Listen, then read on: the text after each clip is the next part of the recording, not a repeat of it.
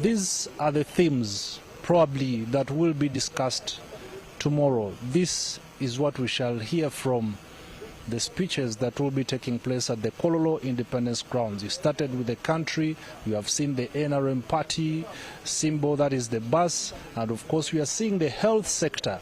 We await to see what else they are going to display. But for those who are watching the screens, you can see those green beeping lights. Those are the drones making patterns to ensure that they visibly draw what you're ably seeing into the spaces.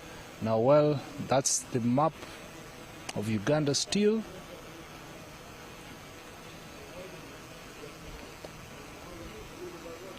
Here you must have been good at photographic interpretation to understand what exactly they are displaying.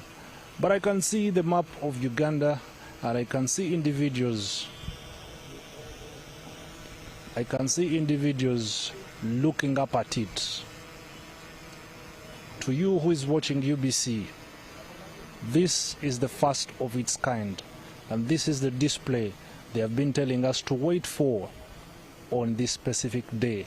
And here we are trying to be a part of the history that has been made on this specific day of May 2026. Well, the drones are still forming up. Another display right there. That is the NRM party logo, the National Resistance Movement logo. Before it was NRA, now the National Resistance Movement. That is the party's logo. This is some good technology. This is some good aspect that we are witnessing today. We shall be also having updates regarding this specific activity that is happening in all our bulletins, and even tomorrow it's something we shall be deliberating on all our 11 radio stations and the 4 TV stations that make up the Uganda Broadcasting Corporation. The drones are still making formation. To give you another image, that is President-elect Yoweri Kaguta Museveni, and from the background I can hear the noise from the citizens. That is Sevo right there in the spaces. Technology is making this happen. We have been talking about technology, and right there with his hat, the Chikofida, the person you're seeing there was declared winner in the recent general elections with over 7 million votes, representing 71.6% of the voters who went to exercise their right to vote. That is Yoweri Kaguta Museveni. And by the way, that is his official portrait that is being displayed there.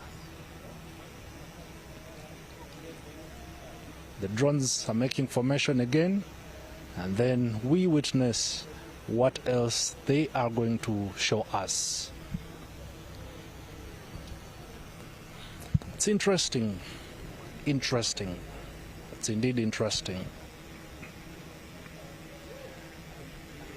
Thank you for trusting us. Thank you for trusting us.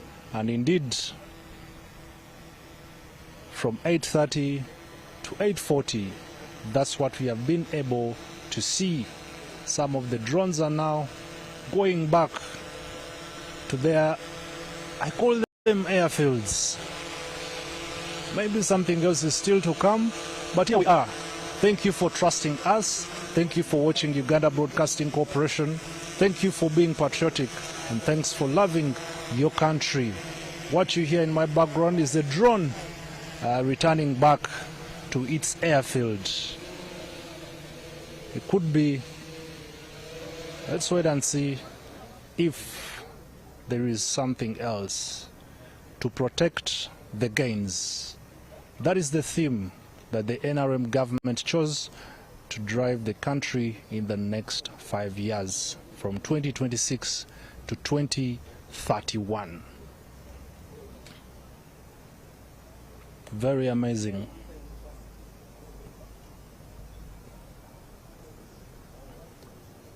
They're zooming it in a little bit to protect the gains. First of its kind happening. Maybe for those who are following us on our social media platforms, you could comment from which side have you been watching this from.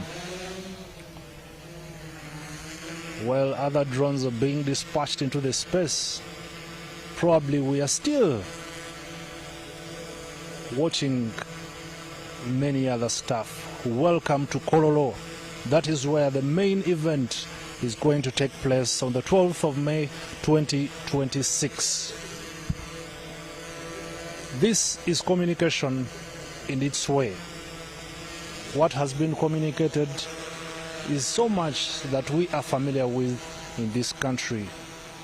The health sector, the airfield, that is the air transport, then the map of Uganda, and some messages including the theme, the NRM logo, the NRM party bus, and of course the theme protecting the gains, and as well reminding you that tomorrow on the 12th May 2026 at 7 a.m. that's what will be taking place at the Kololo Independence Grounds. Now for that event tomorrow, there are quite a number of presidents who have already arrived in the country. We witnessed the arrival of Hassan Mohamud, the president of Somalia. We witnessed the arrival of Felix Tshisekedi, the president of the Democratic Republic of Congo. Then Aski Selassie, His Excellency, president of Ethiopia. Salva Kiir, the president of South Sudan. Ibrahim Gali, the president of Sahrawi, and the Prime Minister of Equatorial Guinea and the Prime Minister of Rwanda. Both will be representing the presidents of those specific nations. Kenya has been represented by the Deputy President Kithure Kindiki. But as well, tomorrow we have learnt that the President of the Republic of Tanzania, Samia Suluhu Hassan, will be jetting in tomorrow on the D-Day. What you are seeing now is the display of what we have all been waiting for, some sorts of technology being displayed here. Some drones are still in the space. Maybe there is something else they are going to display. Of course, that's fireworks. Congratulatory messages and views there. Maybe we have come to the end of the showcasing, but this is the first of its kind as we head for the presidential swearing-in ceremony, where officially the president will be given the responsibility and the mantle to take on this country for the next 5 years. Fireworks being displayed there.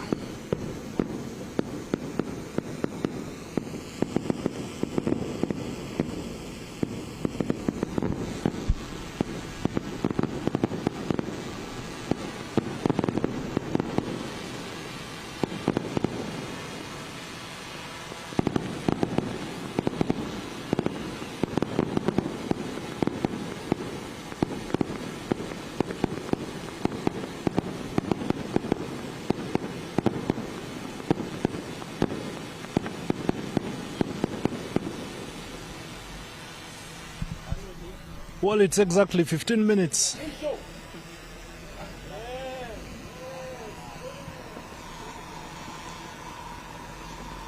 Wait for another display right there.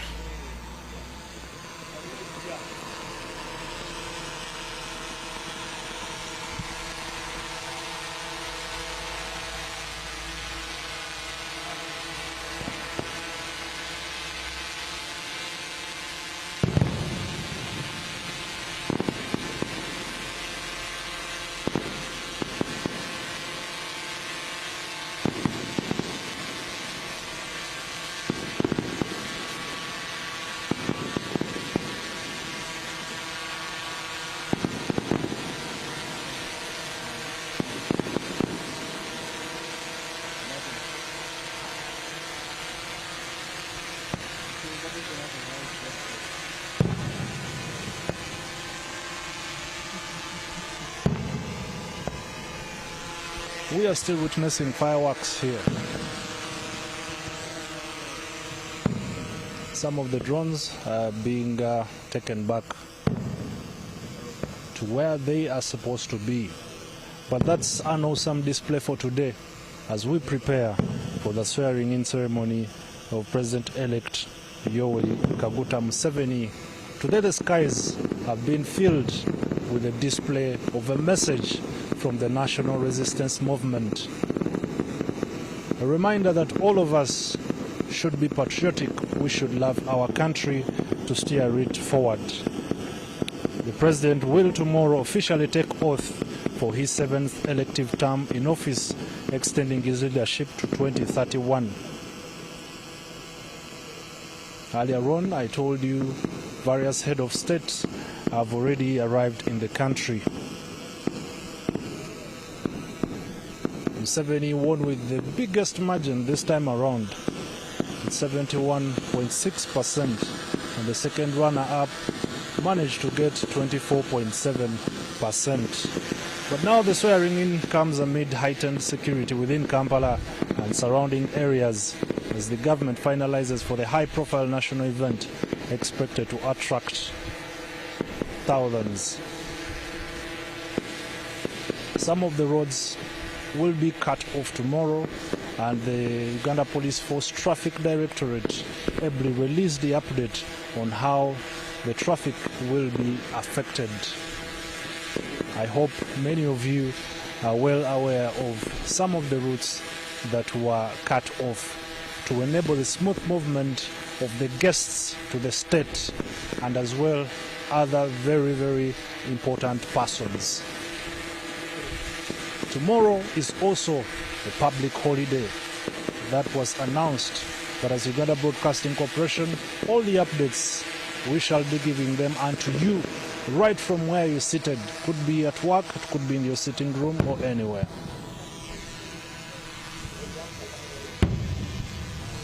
Well, for those who are watching Uganda Broadcasting Corporation from this side of Bukoto, I want to hand you to the front bench for many other deliberations regarding what the next 5 years will look like as the president is sworn in tomorrow.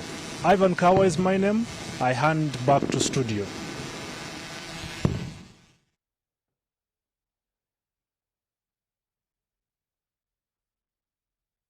Thank you so much, Ivan Kawa, and of course we do thank you, the viewer, for having been there to witness that first ever drone show here in the country. And of course, coming to you live on UBC TV. But of course, we know some of you are actually out of your houses. You're outside there and you've just been seeing it with your true naked eyes. And to keep you up to speed, of course, those drones that you've just been seeing there were 300 in number. And we understand they were flying at 200 feet altitude above ground level. And as you've just been seeing, the message there definitely is, it was just about, you know, the gains that the government has, you know, ushered into this country. You looked at the pictures there, the map of Uganda, but also just below it, so you know, figures of people representing different things, different sectors. The health sector well represented there. You saw the economy, the transportation sector. You saw the bombardier there, meaning that Uganda Airlines is up and running, but also so many other things that were in that message. And of course, most or almost all of those things have happened due to the peace and security that the NRM government ushered into this country. And of course, without peace, you cannot do much. The development that most of us are enjoying today, and also other countries in the region coming to, you know, to learn from us, that is as a result of the NRM government. And that's it from us here in the studios. But do remember that we shall be coming back for another bulletin at 10 p.m. But right about now, I'll hand you over to Jethro Kasaiji in the studio, in the auditorium, to give us what is happening in the front bench. Jethro, over to you. Ladies and gentlemen, once again, welcome to the front bench. 40 years of the NRM leadership lessons learned, the electoral triumph, but also what should we expect in the next 5 years? That will be our topic tonight. We have seen the drone message that has been delivered by His Excellency the President of the Republic of Uganda, General Yoweri Kaguta Museveni. Tomorrow is the D-Day, the inauguration. He will be swearing in tomorrow at Kololo ceremonial grounds, and our team will be coming to you live, bringing you up to speed on whatever will be happening from morning until when this function or the ceremony will be getting done. But tonight, I do have the pleasure to have the Minister of ICT and National Guidance. That is Dr. Chris Baryomonsi. Good to have you on the front bench, Honorable Minister. Thank you very much. Just good evening, viewers. I am happy to be here on the front bench together with my colleague here.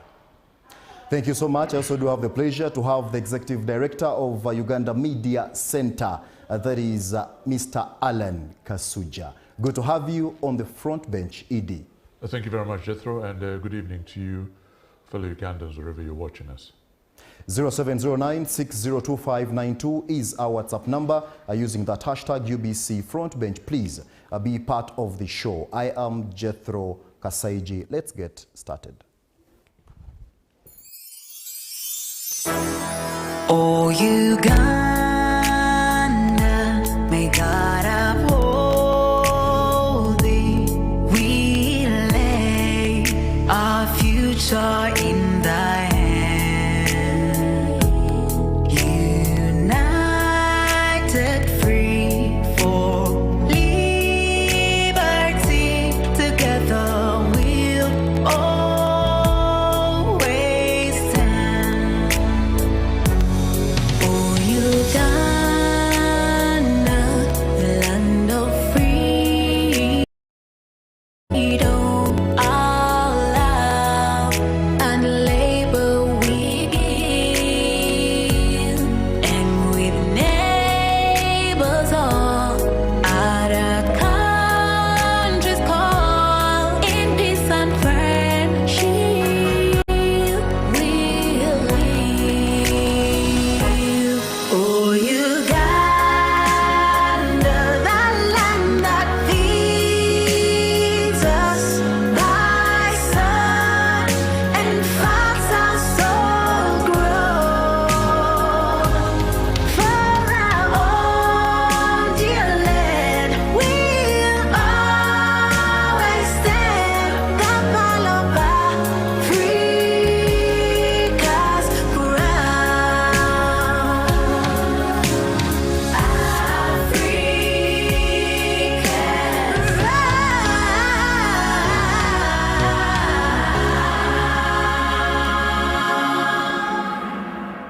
Fellow countrymen and women, these are our ministers and permanent secretaries at the front bench, representing the various ministries and answering the questions that matter to us.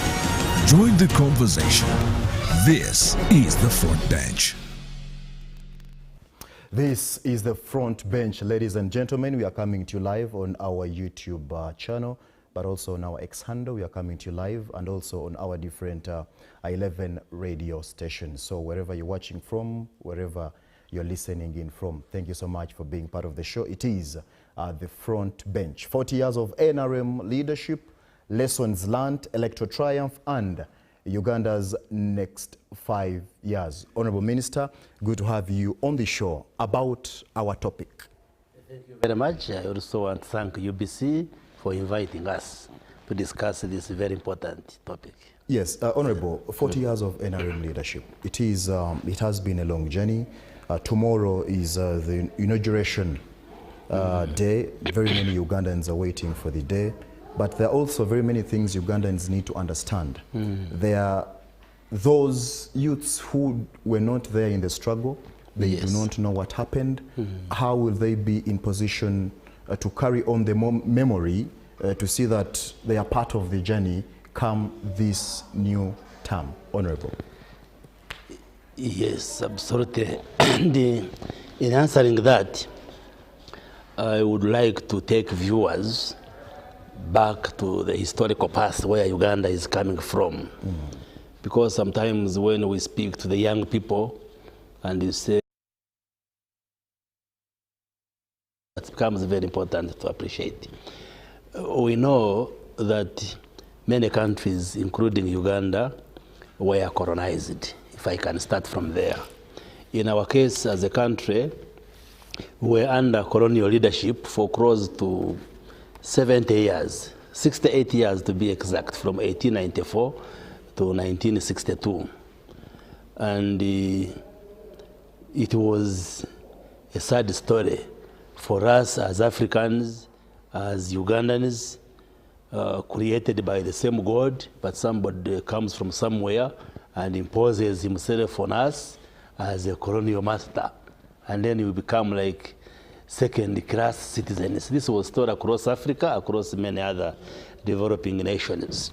But in 1962, we attained independence. Actually, we regained independence because we had been independent before. We lost independence, then we regained independence. Now, but the challenge was that when we regained independence, we were not ready for self-governance. And indeed, when you trace the story from 1962 to 1986 when NRM came, these are 24 years to count. Many things happened. One, there was a lot of confusion in the governance of this country, to the extent that when you start counting how many presidents did we have, we had close to 10 presidents in a period of 24 years. We were changing presidents like the way we change shirts. Today I'm putting on a white shirt, tomorrow I will put on yellow, the following day I might put on blue. We're changing. And even as we changed these leaders, nobody knows who was changing them, who was bringing them, who was removing them. For us, like deep down in Kanungu, you would hear that today the new president is Professor Rule. After 2 months, he has been removed. There is now Professor Honorable Naisa, His Excellency. Ugandan is not participating. But also, in terms of development, at the time when the British handed over Uganda to us, the indicators were quite good in terms of development. But we went downhill in those 24 years. Actually, we describe Uganda in 1986 when NRM came to power. I usually liken Uganda like a sick patient, a patient who was on oxygen in ICU, intensive care unit, surviving on oxygen and steroids. That's where Uganda was. It was like a very sick patient by the time President Yoweri Museveni and NRM captured power. So the 24 years, the country collapsed. You know, we had even periods when we had a president like President Idi Amin, the president who came through a coup. He suspended parliament, he ruled by decrees, and he did all sorts of weird things.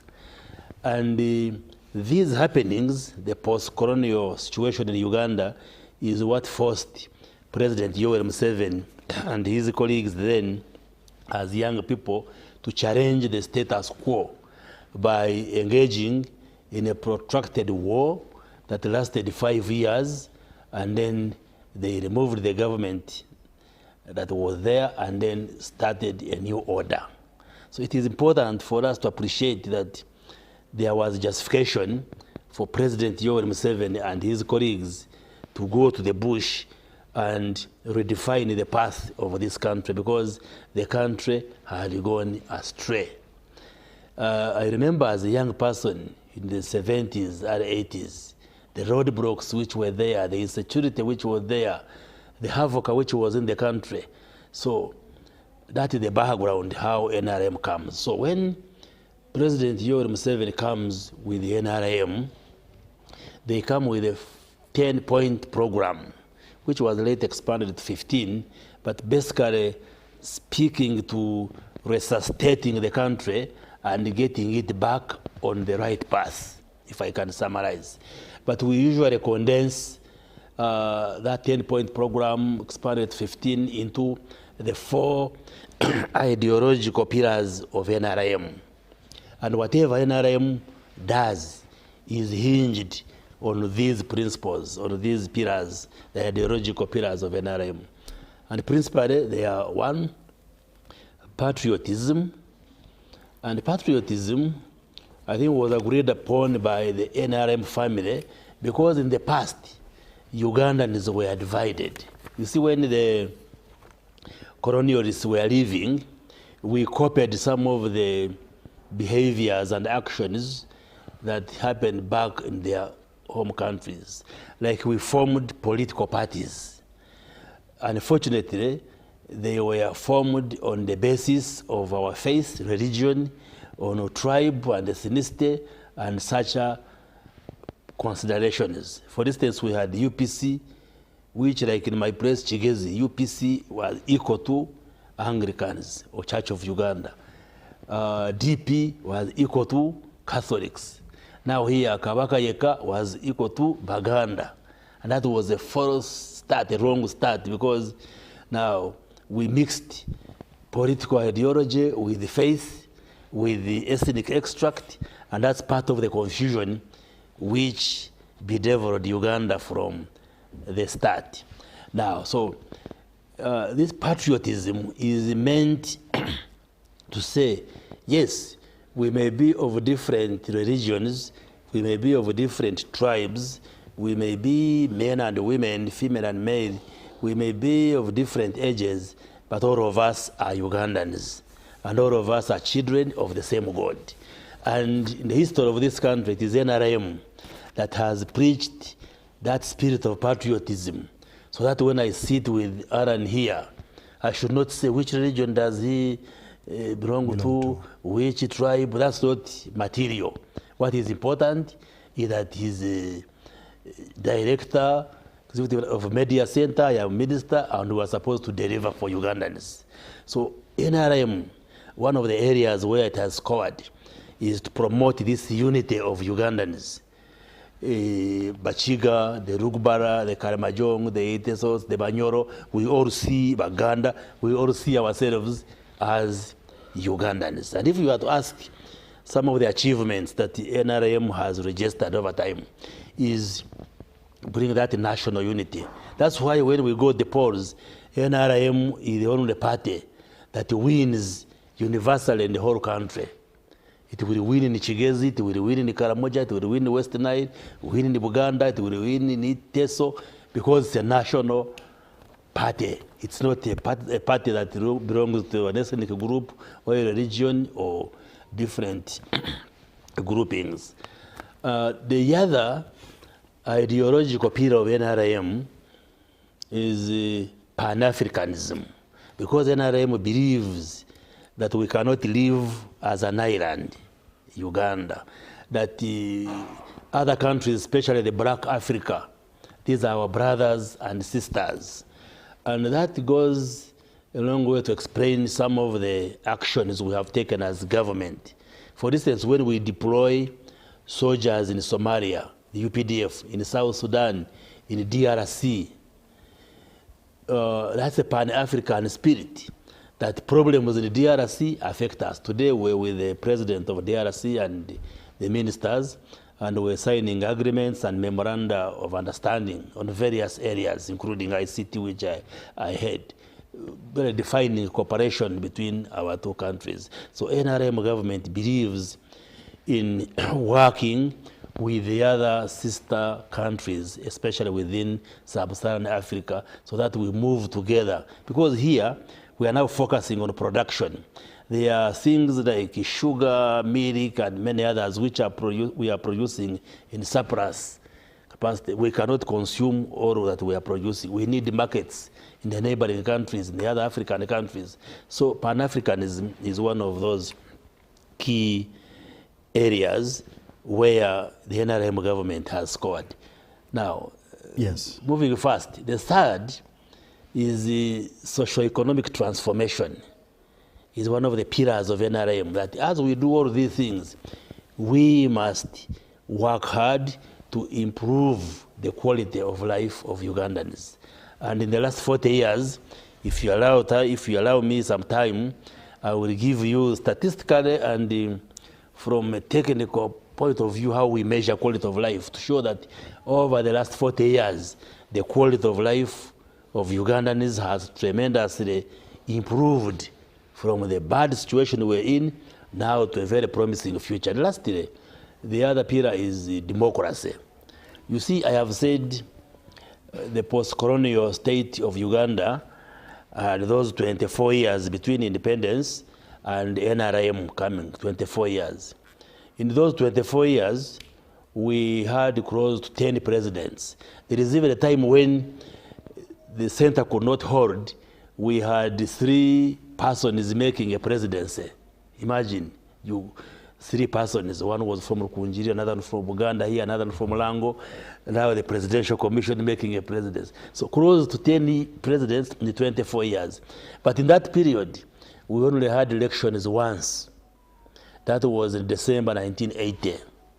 So from October 1962, when we got independence, to January 1986, when President Museveni and NRM came, we only had the disputed elections of December 1980, which were challenged by President Museveni and went to Bush.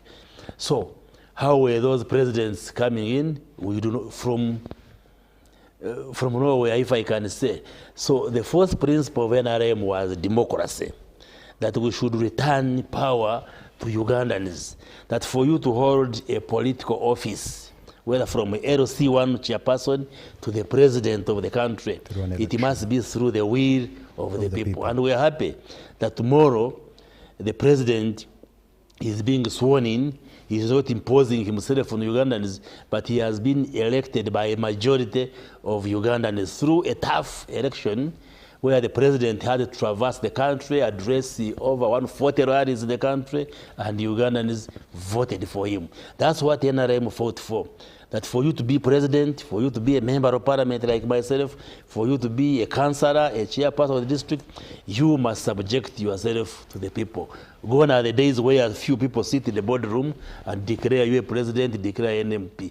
So, if we was talk about the gains registered by the NRM government, there are many, but I've just lumped them under those 4 ideological pillars, which subsequently we shall dissect into details. Okay. And that's why we walk with our heads very high as NRM supporters, that the NRM in the last 40 years has achieved and registered significant progress, and going forward, the future is very bright for Uganda under NRM.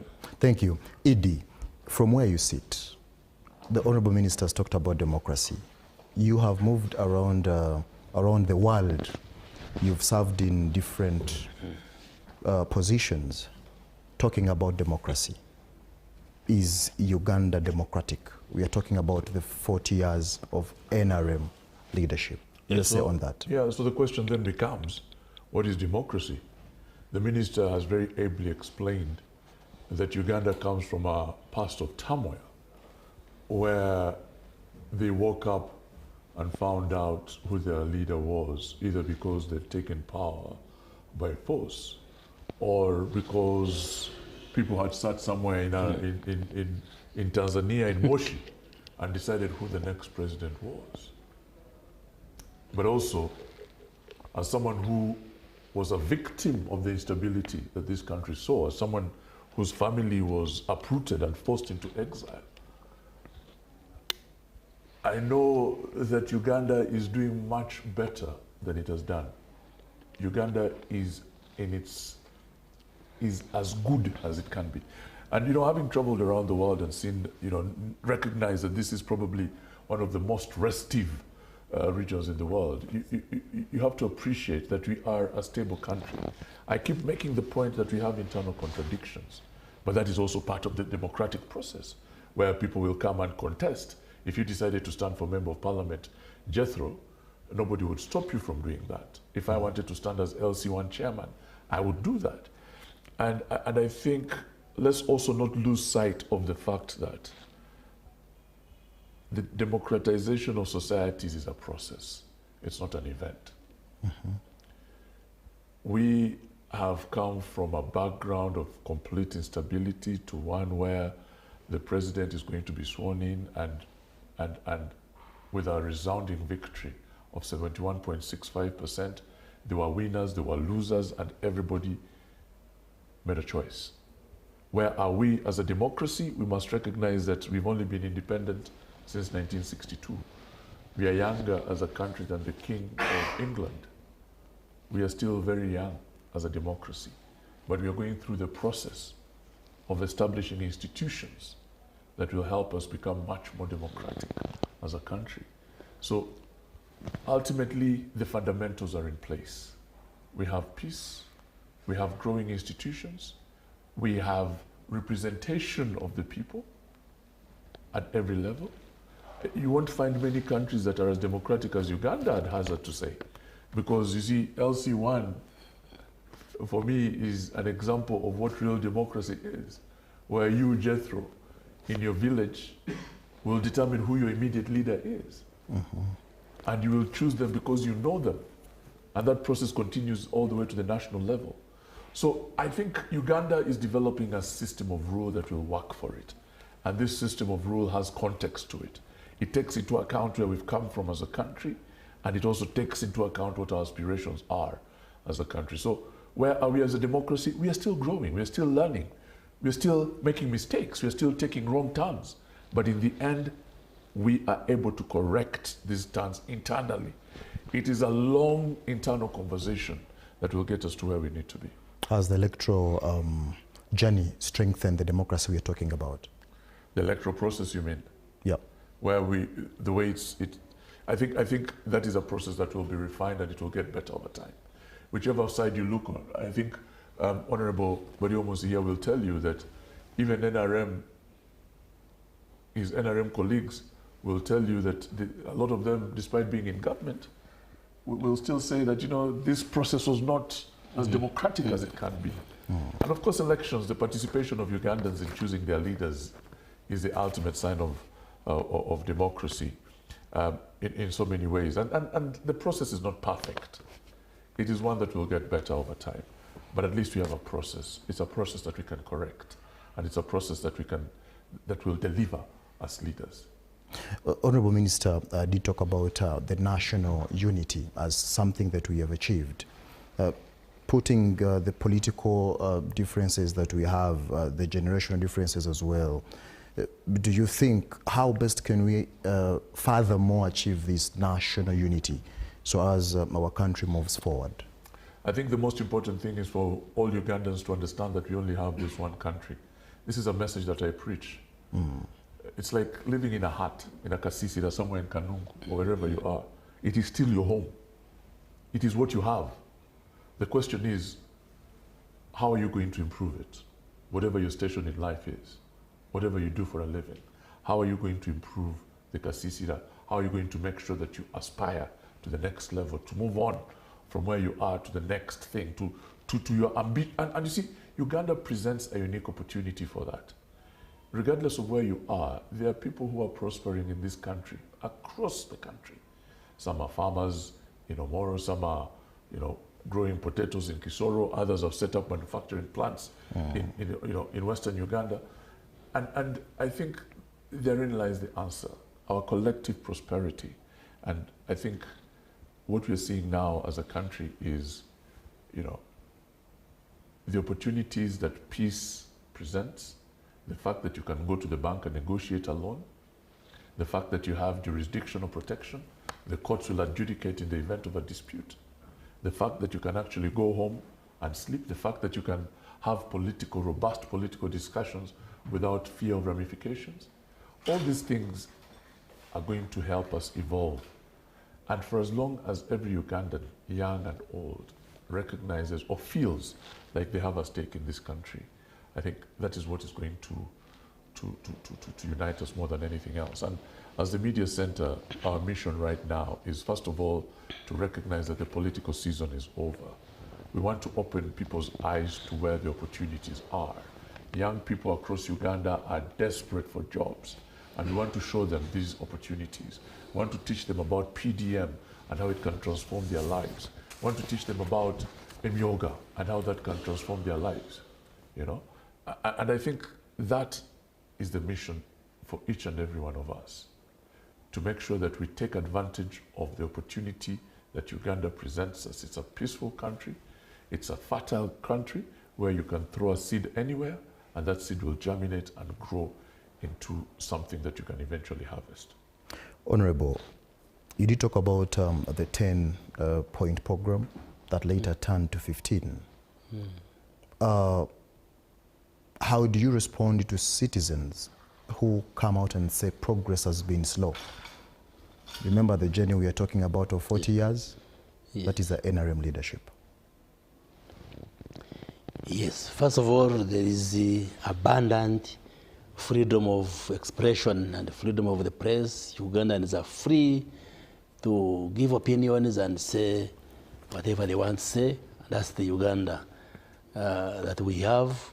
And you will say anything without fear or favor, and you'll go back home and just remain comfortable in your house. That's the freedom that the NRM government has brought. So it's true, there are those who think or who say that the progress in a number of areas has been slow. But for you to make that statement, like we have debated, you needed to appreciate where Uganda was coming from.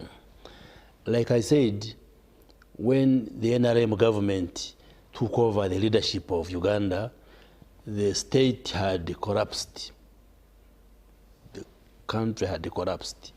And when you look at the initial, say, 10 years, from 86 to 96, it was basically a phase for resuscitation. Resuscitation, we use it in the medical language. When a patient comes and he maybe has had an accident, is bleeding, is collapsing, you resuscitate, you try to bring life back into the patient. So it was basically like to resuscitate the patient. The economy was low, there was scarcity of every. I remember President Obote coming to Kabale. I was a student then, 1985. You know, he did a tour before the end of his government. And he was asking, is it true people of Kabale take food without salt? And people said, yes, there's no salt. So by the time there is scarcity of salt, people can't access salt. That tells you, for those who were not there, the nature of the situation, the way the situation was. So, and over the last 40 years, NRM has tried to bring life back into the country. There are ways we can measure. I will answer your question later, but let me first bring the positive side where things have moved.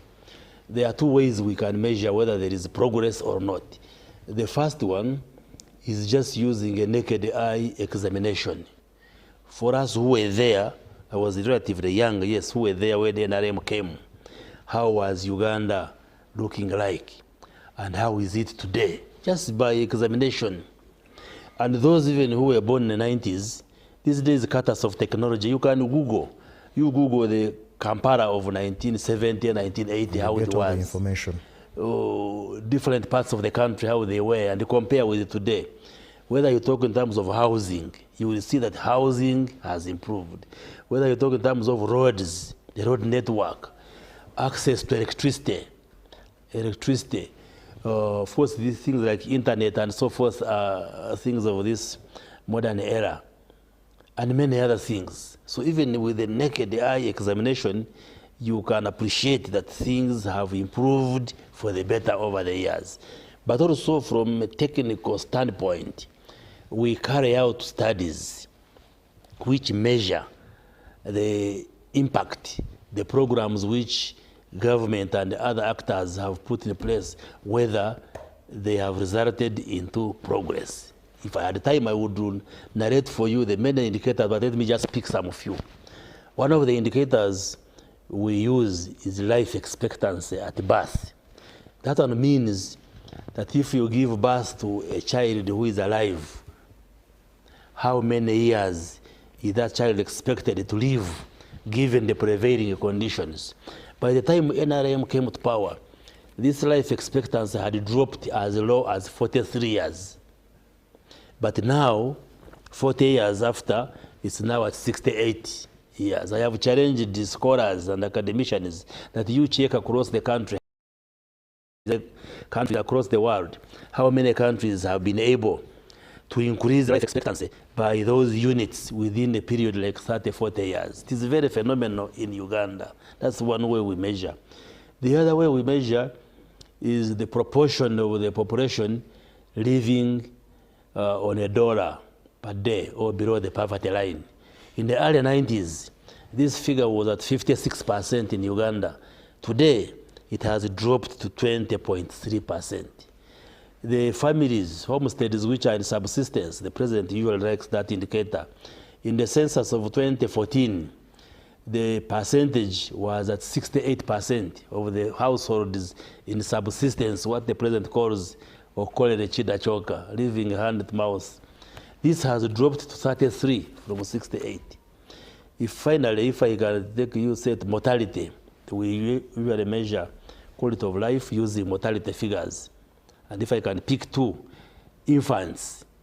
Infants, these are children who are born alive. How many of them live to celebrate their first birthday? It's a measure of the quality of life. When NRM came, this figure was at 122 deaths per 1,000 live births, meaning out of 1,000 infants who are born alive, 122 would die before the first birthday.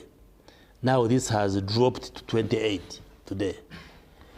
Then finally, with the mothers who die as a result of pregnancy or childbirth-related complications, we measure that unit using live births per 100,000, deaths per 100,000 live births. It was as high as 700 deaths per 100,000 live births. This over time, when we began measuring in 1995, it dropped to 506, then it dropped to 505, then it dropped to 335, increased a bit to 435, increased a bit to 438, dropped to 336, now it is at 189. So from 700 up there to 189. It is still high, but it has considerably come down. I could go on with very many indicators. So there is progress in many areas, but that doesn't mean that we have reached where we should reach. But the other challenge probably will bring, which makes people raise those concerns, we still have a high rate of population growth. And this one usually masks some of the achievements we have registered. For instance, in poverty, we tell you that the proportion of those who are poor is coming down, but in terms of absolute numbers, you'll find the figure is increasing because we are producing, our fertility rate is high.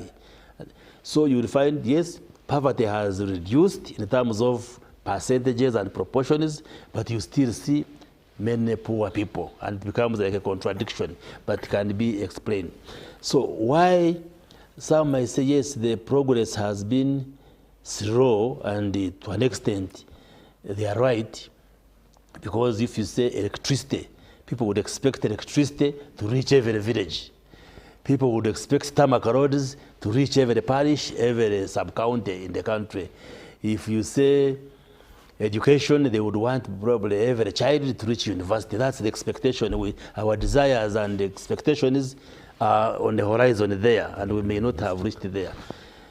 Well, the reason is, one, you can say, the budget. We do not have sufficient resources, financial resources, to finance the wish list that we have as a government, as a country.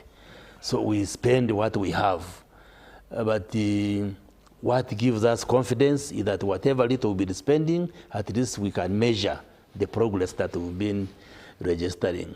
But also the high population growth rate I have spoken about gives rise to a population structure where the majority of Ugandans are children and young people who are dependents.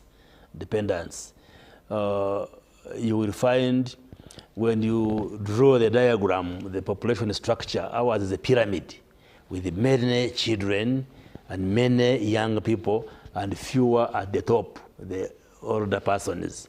And that, of course, it has budgetary implications. We have to budget and plan for that huge population of young people. And let me give an example. One area where we have registered success is expansion of the education landscape. When NRM came, we had only Makerere University as a university. Now we boast of over 50 universities in Uganda. Every sub-region in this country has a university. So meaning the young people in Uganda now have access to a tertiary and university education. Of course, it raises the challenge of unemployment, but at least they have education. The media where we are, for instance, when NRM came, we only had this UTV, as we called it then, and Radio Uganda. But now we have over 320 licensed radios in Uganda. The TV station is over 50. The print media is very abundant. For the era of technology, social media platforms are there, so communication landscape has expanded. So there are many areas where there are lots of achievements, but all the achievements come along with the challenges which we must address. So I am really saying this to comfort those who are saying the progress may have been slow. NRM has tried its level best, given where Uganda was, to reach this far. And of course, like this year, we expect oil to get out of the ground. We should be able to get money. We have now entered the middle income status. So the picture is not as gloomy as some of the pessimists might be. Yes, we've made progress. We acknowledge challenges. We acknowledge the fact that there is where we haven't reached, but together we should be able to be positive and be optimistic and move together to a brighter future for this country. Okay, Honorable, and Idi, allow me go through some of the questions from our people who are watching us from the different parts of the country. This is Bob from Hoima.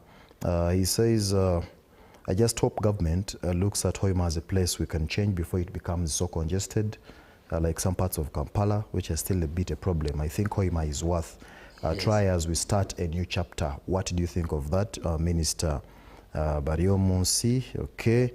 Hi, ma'am. Hello, I have a question. Which president did, that one is not valid. It is not very clear.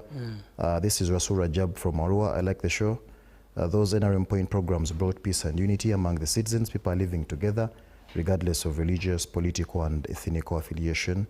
Long live Kaguta. Someone is appreciating. Yes. Okay, there are those who are sending in Luganda. Good evening. Let them explain land grabbing, corruption, and tribalistic employment. President Museveni is not bad, but the corrupt people surrounding him. These are messages from the people. Okay. Okay, good evening. Can the minister also highlight areas where it's not all been rosy, like how he talked of, this one is also not very clear. We pick it where it hasn't been rosy.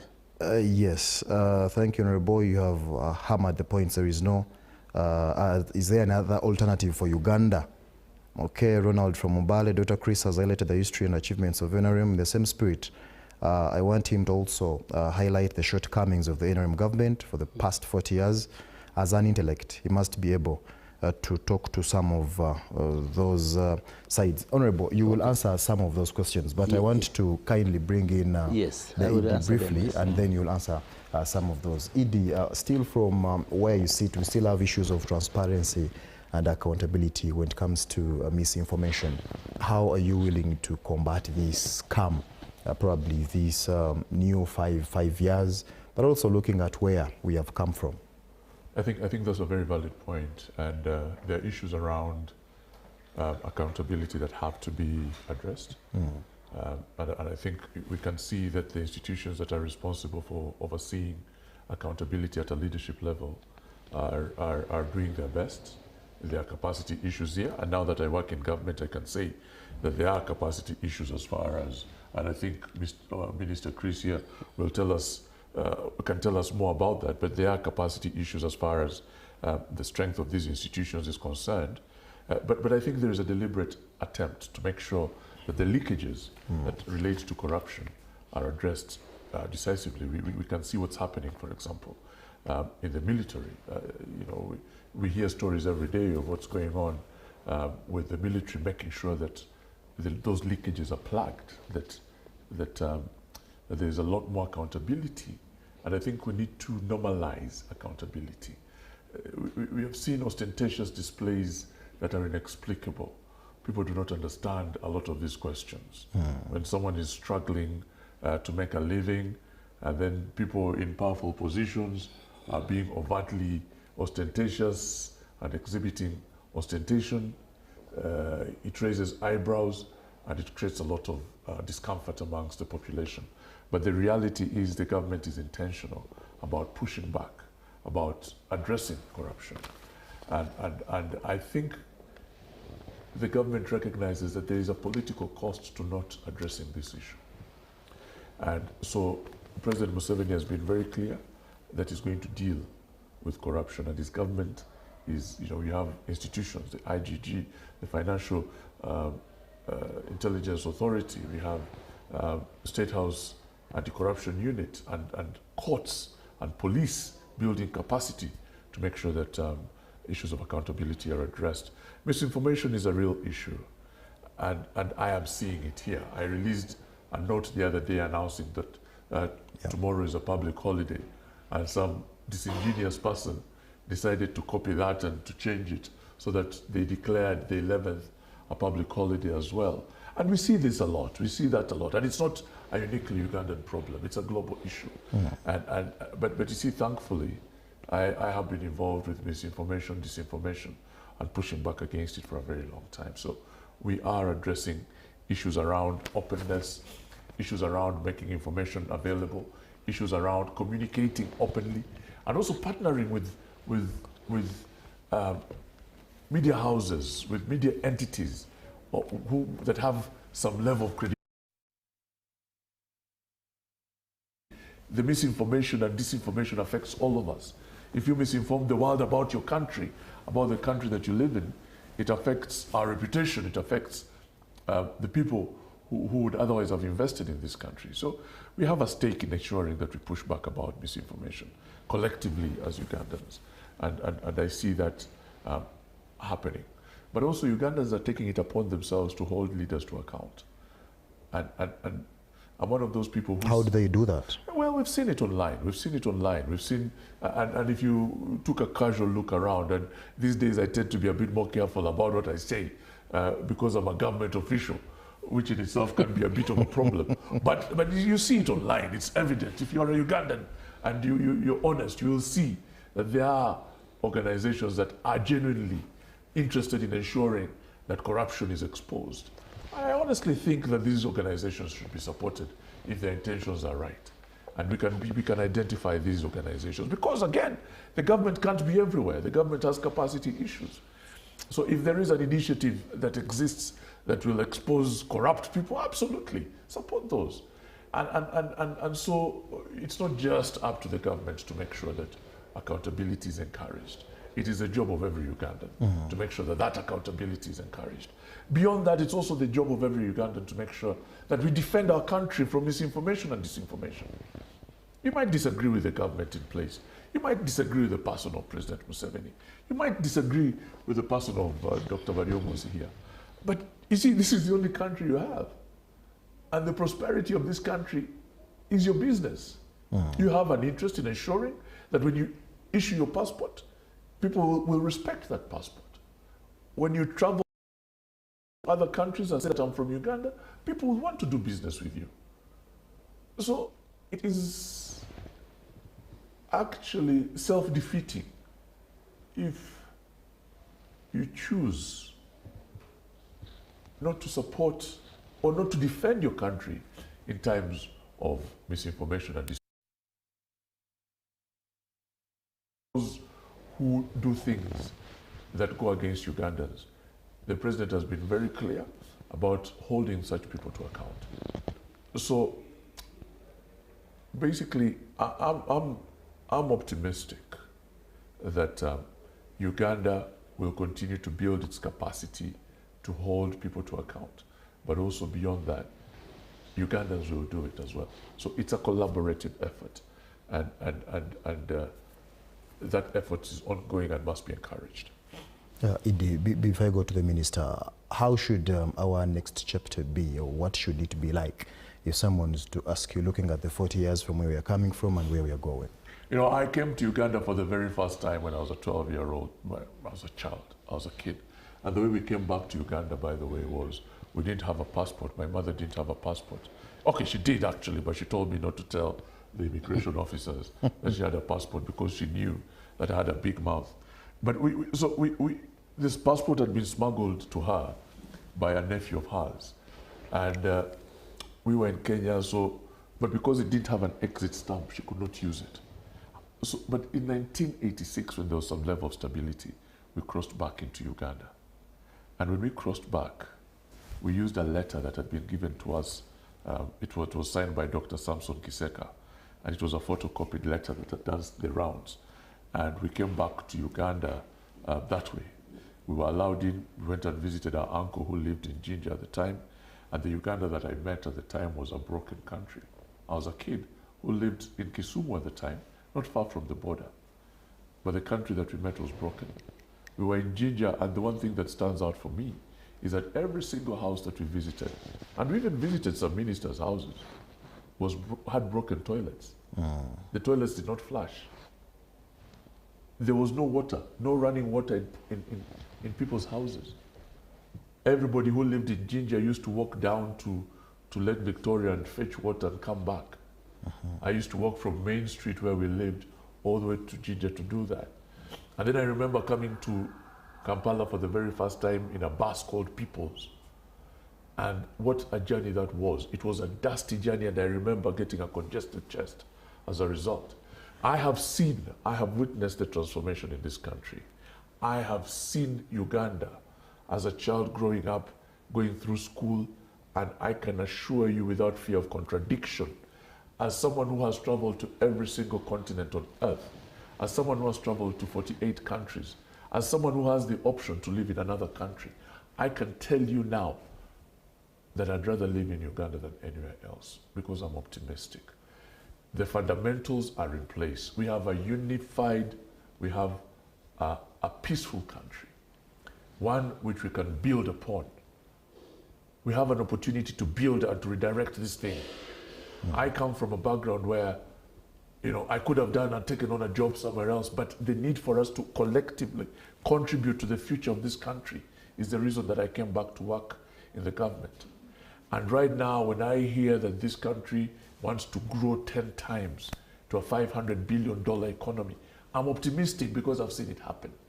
I remember a time when Kampala stopped in Chambogo, around Tinda and Akawa, and the rest of the road from there to Jinja was was not just potholes, but it wasn't tarmacked. It was marram.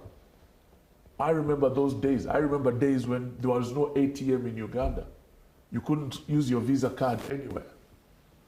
And now we have seen Uganda emerge from that to a peaceful country that is setting the pace for the region, that is being talked about across the world. Okay. And so my point is, the future of this country is a great one, and one where we can all aspire to do great things. Thank you. Idi, I will get back to you to now strictly talk about the D-Day tomorrow. Yeah. That is, as far as arrangements are concerned. Or Minister, you did write some questions that were directed to you. Yes, there are some questions. The first one was from someone from Hoima. Yes. I think he was speaking to the point of urban planning. When I was in the Ministry of Lands, Housing and Urban Development as Minister of State for Housing, we developed a national physical development plan, and the government has to implement it. And more so that we have created a number of cities, including Hoima.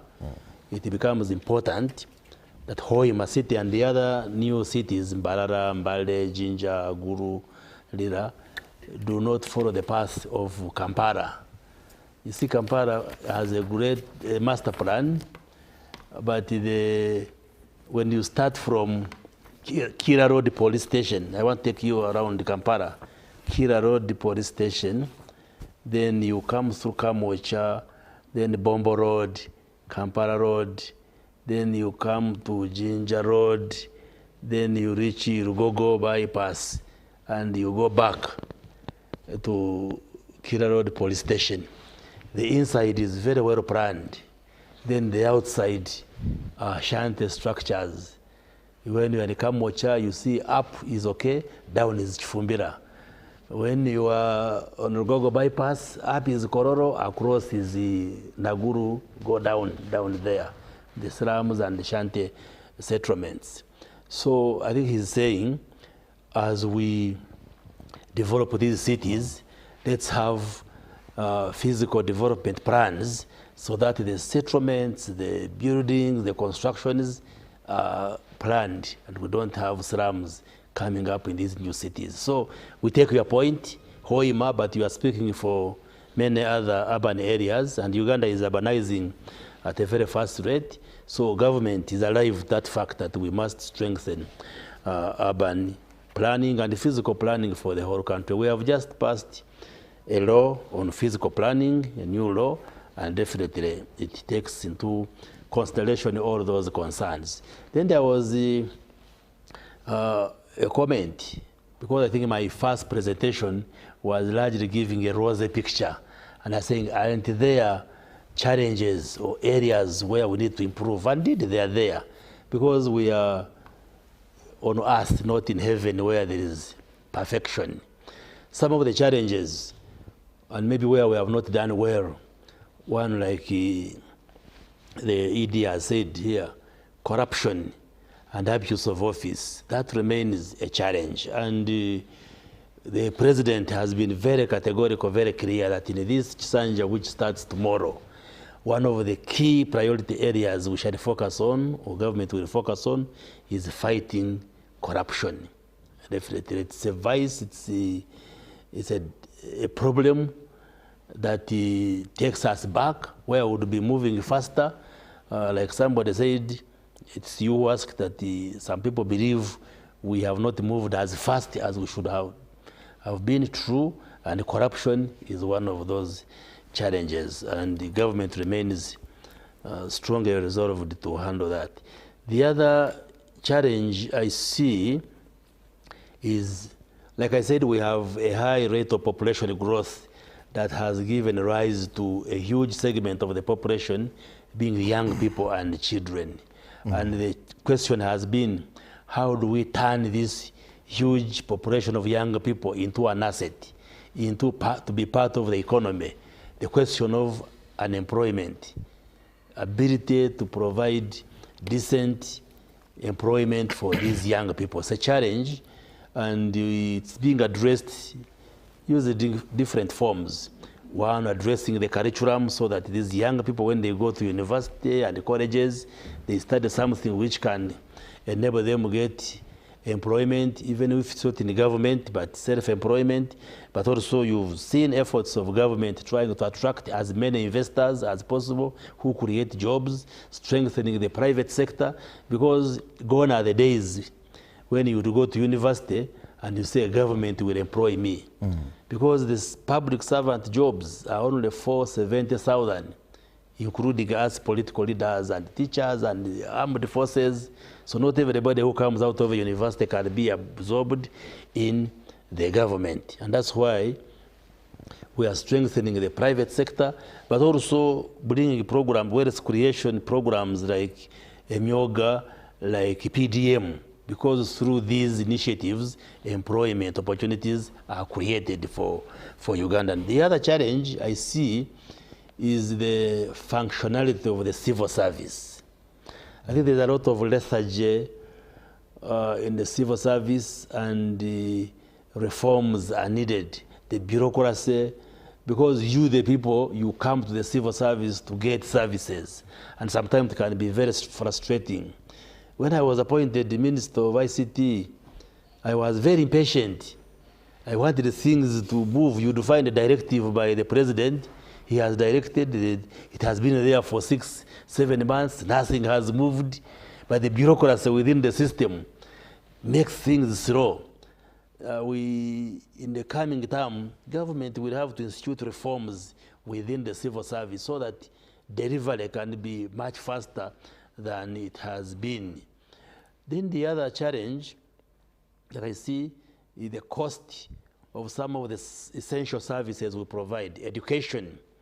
Speaking as a member of parliament, I see the burden the parents have in paying fees government introduced universal primary education, universal post-primary education, and then we have expanded university education. There are university loans, but the weight of payment in the education system is too heavy on the parents. And that's why the president has been insistent that in this term, we are going to introduce free primary and secondary education, because there are many school dropouts at the level of primary, at the level of secondary, that cannot go beyond the primary school. Even in health care, although we have expanded access to health care, still there are prohibitive costs in our health care services. And these have to be addressed by Honorable, finally. Kindly. Yes. Yes, kindly allow me, because we have about 5 minutes to be out of here. Yeah, I know if we still have a lot to discuss, but kindly allow me give the ED a chance to talk about preparations for tomorrow in a few minutes, and then you summarize so that we are here out of here on time. ED, kindly, tomorrow is the D-Day inauguration. Ugandans are waiting. Today I saw you in Kololo, probably witnessing the last preparations. How is the situation like? The D-Day is tomorrow. Your parting shots. I'm happy to say that the situation is under complete control. That the preparations are done, they are complete. The security that is necessary for an event of this magnitude is very tight, and the guests have started arriving. We've had a number of heads of states arriving. You had an interaction today with the head of state from the DRC. We have another head of state arriving tomorrow. We've had that. The one of South Sudan, I think, has come. Yes. The one of Sarawi, the one of Somalia, Ethiopia, Prime Minister of Ethiopia. And very many representatives very many, yes. Are coming in. And so the preparations are going according to plan, and everything is under control. We encourage Ugandans to stay at home and enjoy it. You know, it's a public holiday. Take a break from your work, just to recognize the magnitude of this event. It has been 40 years of stability, mostly. I say mostly because it took a while to create the stability that we have now. And I think it's an opportunity for us to reflect on what the future can be like for us as Ugandans. So stay away from the Kololo area, because you know there are restrictions. There will be roads that are blocked. Wampeo Avenue, for example, is blocked. All the roads around Kololo will be cut off, just to make sure that this event goes as smoothly as possible. There are designated areas for parking, and I can't go into too much detail on that issue, but you know, those who have stickers know where they will be expected to park. And also, I think it's also an opportunity to showcase Uganda as a country, because like I said, the whole world will be watching us. And we are pushing the fact that there are opportunities in this country for investment, and all those eyes that are, you know, fixed on this country will be looking to see how we handle the day tomorrow. But I'm confident that the security apparatus is in place, that everything that needs to be in place has been done. Everything that needs to be done to make sure that we have a successful day tomorrow has been done, unless, of course, Minister, you want to add to that? Yeah, of course he has to. Honorable Minister, kindly, your parting shots as far as tomorrow's day is concerned as we get out of here. Tomorrow is a big day for all of us Ugandans. We are celebrating democracy. The candidates went throughout the country to campaign, and the winner was President Yoweri Museveni, and is being sworn in. Even when you do not support NRM, you do not support President Yoweri Museveni, given the history we have given, this is a plus for Uganda, that Ugandans are given an opportunity to go to the ballot. You vote whoever you want, but of course, democracy means the one who gets the majority is declared the winner. And the point I had wanted to raise earlier on as a challenge is the radicalization of politics, which we would want to discourage. Let's all appreciate we are Ugandans. Even when we support different political parties, it doesn't mean we are enemies to each other. We can coexist and be able to compete for political power and live together, and all of us contribute to the development of this country. Finally, the next 5 years are going also to be Sanja Hakuna Mchezo. Hakuna Mchezo. And this is a government of continuity. The NRM government presented a manifesto, but we are going to strengthen the wealth creation programs so that at household, at individual level, we would want Ugandans to earn some income and move from subsistence to be part of the economy. That's the main thrust of the next 5 years. But of course, continuing to invest in those services, health, education, roads, electricity, safe water, and all of these programs. And we call upon Ugandans to unite. Let's forget our differences. Let's all unite, even when we are in different political parties, we have different ethnic backgrounds, we belong to different faiths, but first and foremost, let's appreciate ourselves as Ugandans and let all of us work for a better Uganda. We would want peace, stability. NRM has created an environment where everybody can thrive. You can thrive, and let's work together for a better Uganda in the next 5 years. Once again, we congratulate President Yoweri Museveni and all Ugandans upon this milestone, upon tomorrow's swearing day, which is going to be very fantastic. As Mr. Kasuja has said, the preparations have been completed. If you can't physically be in Kororo like a majority of you will be, all the media platforms will be relaying live the events. In Kororo. Actually, sometimes you watch better on TV than being physically there. Thank you so Uganda much. Tomorrow is a public holiday. Sit in the comfort of your sitting rooms and be able to follow the proceedings. It's a glorious moment for the country, Uganda. Thank you so much, Honorable Minister for ICT and National Guidance, Dr. Chris Baryomonsi. Thank you so much, Executive Director, Uganda Media Center, Mr. Alan Kasuja, for sparing time. We did call you in a short notice, but surely you spared some time. Ladies and gentlemen, those who have been listening in online on our different radio stations, thank you so much. Those who are still sending in your messages, Mohumza Richard from Mitiana, Geoffrey from Luzira, I'm seeing Ronald from Mumbale, someone is talking about unemployment here, and very many other concerns, but I do believe we shall take note of them and get the opportunity to come back and answer some of those issues they are raising. Thank you so much, ladies and gentlemen. Till next Monday, I am Jethro Kaseji. This has been The Front Bench. Good night.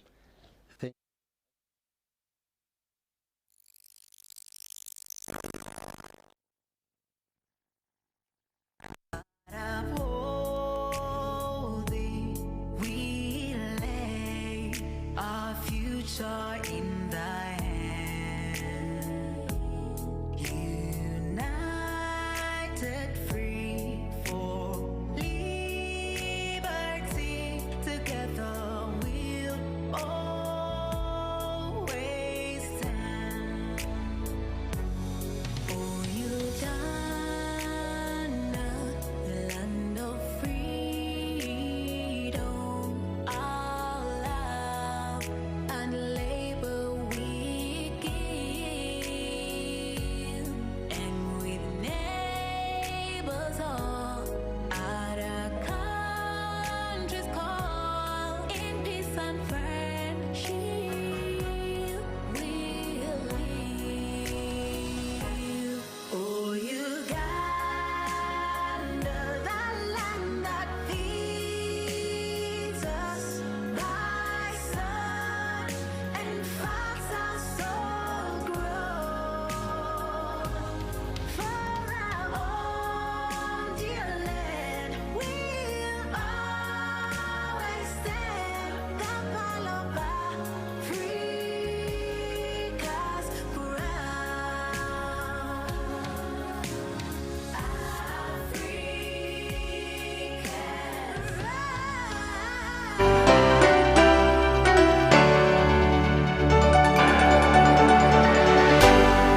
UBC, inspiring Uganda.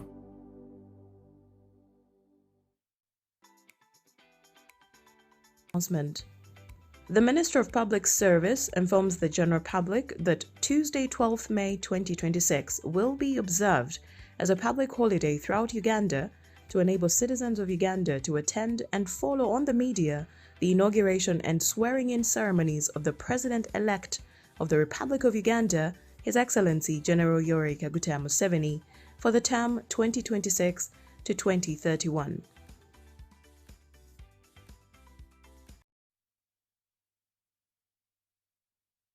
The National Resistance Movement, NRM Secretariat, proudly joined all Ugandans in congratulating His Excellency President Yoweri Kaguta Museveni upon his swearing-in on May 12 as President of the Republic of Uganda at Kololo National Ceremonial Grounds.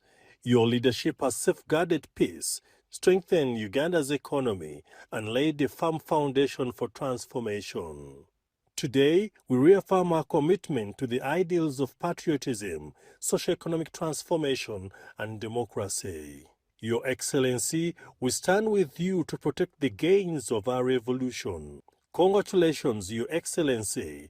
Together, we move forward for God and my country.